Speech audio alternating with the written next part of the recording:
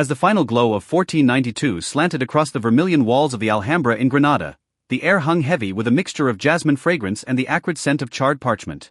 Within a temporary residence guarded by ranks of iron-clad soldiers, a woman draped in white velvet and a crimson cloak gazed silently at the departing silhouettes of a nomadic exile caravan. There was no victor's rapture in her eyes, only a crystalline, petrified tranquility. Her fingers were white-knuckled around the golden crucifix upon her breast, as if anchoring herself to a divine contract. She was Isabella I, the sovereign of Castile, the pious one who unleashed the Inquisition and scattered pyres across the peninsula. This is a chronicle of an absolute will beneath a mask of holiness, a solitary vigil amidst the ruins of faith, and a soul seeking redemption within the labyrinth of extreme paranoia.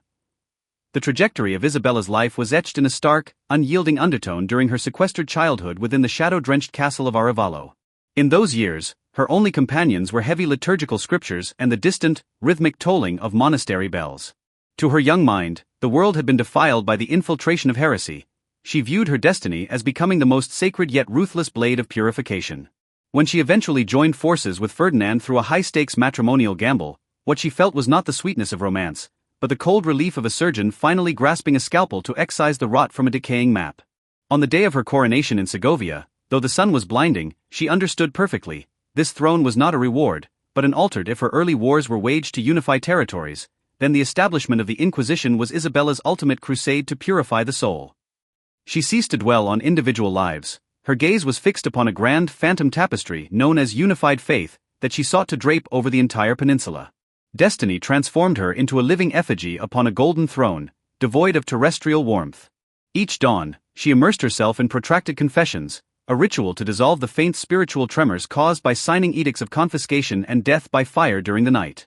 This extreme political fastidiousness rendered her a marble peak rising from a sea of blood, sacred and towering, yet exhaling a bone-chilling wind that pierced the very skin of civilization.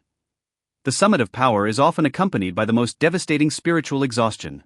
In 1492, when Columbus knelt before her with gold and exotic maps, and the last Moorish king surrendered the keys to the city, she found all her long-held vows fulfilled. Yet, behind this surging tide of glory, she heard the dissonant sound of her inner self fracturing. The premature death of her son and the descent of her daughter into madness arrived like overdue debts, demanding payment for a lifetime spent overdrawing her own humanity. This agony did not soften her heart of judgment, instead, it steeled her resolve into something harsher. She realized that neither the gold of the New World nor the plundered assets of heretics could ever fill the yawning void in a mother's soul. Isabella's final days transpired in a solemn, almost prophetic tranquility. In the late autumn of 1504, the Queen's life was a guttering candle. She refused the finery of royal silk on her deathbed, requesting instead the coarse, humble habit of the Franciscans. Her final testament focused not on the partitioning of empires, but on the austere simplicity of her own burial. On the morning of November 26, all the machinations, the fires, and the gold fell into a profound silence. She took with her not a single gemstone from the New World, carrying only a soul, riddled with the scars of her faith, yet stubbornly convinced of its own righteousness. Her departure marked the grand finale of the Catholic monarch's era, closing in a cold and majestic resonance. Even today, 5 centuries after her passing, the name of Isabella I remains a chilling fold in the fabric of history. What she bequeathed was not merely a legacy of conquest, but a visceral specimen of how paranoid faith can reshape the world.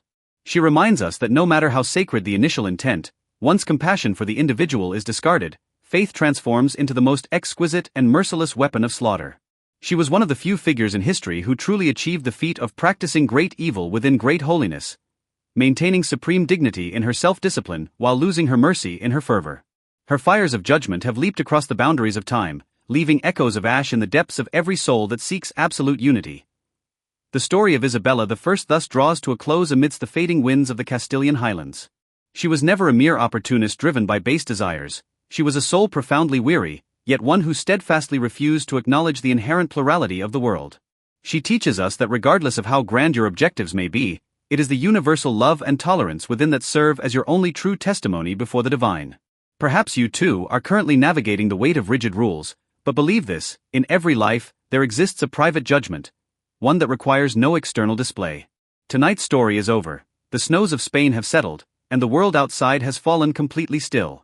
May the paranoia and solitude of Isabella be transformed into the softest dew of your dreams.